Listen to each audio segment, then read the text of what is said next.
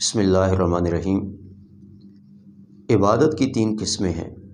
سب سے پہلی قسم ہے بدنی عبادت، جس میں انسان کا بدن شریک ہوتا ہے، جیسے نماز، اس میں قیام، رکوع، سجدہ، یہ بدنی عبادت ہے۔ کعبۃ اللہ کا طواف، یہ بدنی عبادت ہے۔ دوسری عبادت کی قسم ہوتی ہے مالی عبادت، کہ اللہ تعالیٰ کے دیے ہوئے مال میں سے اللہ ہی کے بتائے ہوئے مسارے پر خرچ کرنا، اللہ تعالیٰ ہی کے نام کی نذر و منت دینا، یہ مالی عبادت ہے۔ تیسری عبادت ہوتی ہے لسانی اور زبانی عبادت، اپنے پروردگار کا ذکر کرنا، اپنے پروردگار کو مصائب میں، حاجات میں، تکالیف میں غائبانہ پکارنا، اس پروردگار کے نام کا وظیفہ پڑھنا، یہ ہے لسانی عبادت۔ عبادت کی یہ تینوں کی تینوں قسمیں صرف اور صرف اللہ رب الجلال کے لیے روا اور جائز ہے۔ ان میں اللہ کے علاوہ کوئی شریک نہیں۔ یہی وجہ ہے کہ اللہ کے علاوہ کسی اور کا سجدہ جائز نہیں۔ یہی وجہ ہے کہ اللہ تعالیٰ کے گھر کعبۃ اللہ کے علاوہ کسی اور مکان، کسی اور چیز کا طواف قطعاً جائز نہیں۔ یہی وجہ ہے کہ اللہ تعالیٰ کے نام کے علاوہ کسی اور کی نذر و منت قطعاً جائز نہیں۔ یہی وجہ ہے کہ مصائب میں اور تکالیف میں اللہ کے علاوہ غائبانہ کسی اور کو پکارنا قطعاً جائز نہیں، اس لیے کہ یہ سب عبادات صرف اور صرف اللہ رب الجلال کا حق ہے۔ اب ہم مالی عبادت کے حوالے سے یہ گفتگو کرنا چاہتے ہیں کہ مالی عبادت کیا ہے؟ اللہ تعالیٰ کے دی ہوئی مال میں سے صدقہ اور خیرات کرنا۔ صدقہ کیا ہے؟ اللہ تعالیٰ کی رضا کے لیے فقراء اور مساکین پر اتنا مال خرچ کرنا کہ ان کی ضرورت پوری ہو جائے اور وہ تعطل کا شکار نہ رہے معاشی طور پر۔ صدقہ ایک واجبی ہوتا ہے اور ایک صدقہ نفلی ہوتا ہے۔ صدقہ واجبی کیا ہے؟ جیسے صدقۃ الفطر، یہ واجب ہے۔ اسی طریقے سے اللہ تعالیٰ نے غلہ اور اناج زمین سے عطا کیا ہے، اس میں سے عشر نکالنا، یہ واجبی صدقہ ہے۔ اگر آدمی صاحب نصاب ہے، اس میں سے زکوٰۃ ادا کرنا، یہ واجبی صدقہ ہے۔ اس کے علاوہ انسان حسب توفیق، حسب استطاعت جو کچھ بھی اپنے مال میں سے خرچ کرے وہ نفلی صدقہ ہے۔ تو ہمیں نفلی صدقہ کی طرف بھی متوجہ ہونے کی ضرورت ہے۔ جو شخص صاحب نصاب ہے وہ تو زکوٰۃ کا اہتمام کرے، جن کو اللہ تعالیٰ نے غلہ اور اناج دیا ہے وہ اس میں سے اللہ تعالیٰ کے نام کا حصہ نکالیں۔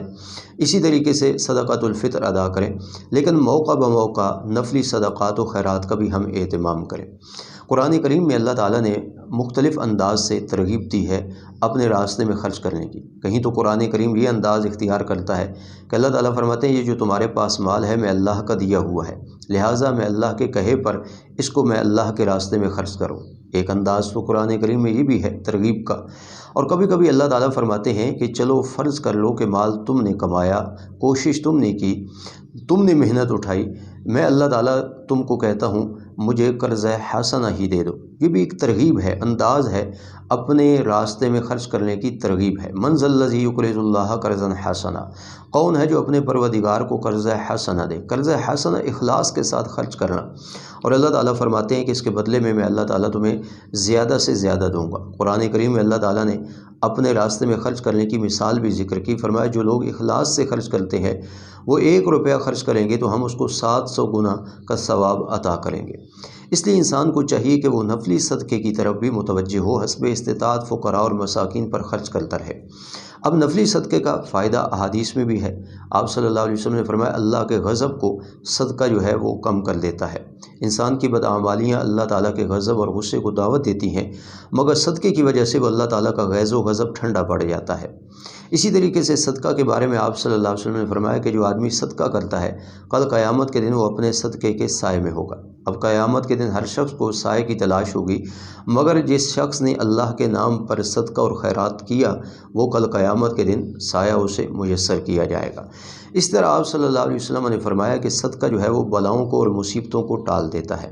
تو ہمیں چاہیے کہ ان تمام فوائد کو پانے کے لیے، اور سب سے بڑی بات یہ ہے کہ اپنے پروردگار کو راضی کرنے کے لیے وہ نفلی صدقے کا بھی اہتمام کریں۔ امیر شریعت سید عطا اللہ شاہ بخاری رحمۃ اللہ علیہ فرماتے تھے کہ میں نے کبھی اس شخص کو فقر میں اور احتیاجی میں نہیں دیکھا کہ جو آدمی صدقہ کرنے کا عادی ہو۔ کیا مطلب؟ کہ صدقہ اور خیرات کی وجہ سے اللہ تعالیٰ اس بندے کو مال و دولت سے اتنا نواز دیتا ہے کہ کبھی اس کو کسی کے سامنے دامن نہیں پھیلانا پڑتا، ہاتھ نہیں پھیلانا پڑتا۔ تو واجبی صدقہ کا بھی اہتمام کرنا چاہیے، لیکن اس کے ساتھ ساتھ حسب استطاعت انسان نفلی صدقے کا اہتمام کرے، اللہ تعالیٰ کی رضا کے لیے اللہ تعالیٰ کے راستے میں خرچ کرے۔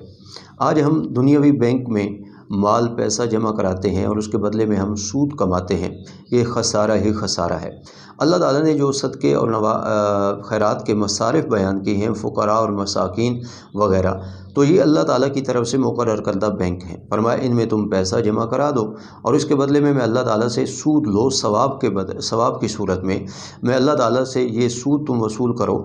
یہ سود وہ ہے کہ جو اللہ تعالیٰ کی طرف سے تمہیں ملے گا اور یہ پاک ہے، حلال ہے۔ یہ ایک سمجھانے کا انداز ہے کہ ہم دنیاوی بینک میں تو پیسہ سیو کرتے ہیں اور اس کے بدلے میں سود کماتے ہیں، کیوں نہ ہو کہ ہم ان مصارف میں خرچ کر کے گویا کہ اپنے پروردگار کے مقرر کردہ بینکوں سے ثواب کی صورت میں سود وصول کریں۔ تو ہمیں چاہیے کہ ہم نفلی صدقے کا بھی اہتمام کریں، اور یہ مالی عبادت ہے اور اس کا حقدار بھی صرف اور صرف اللہ رب الجلال ہی ہے۔ اللہ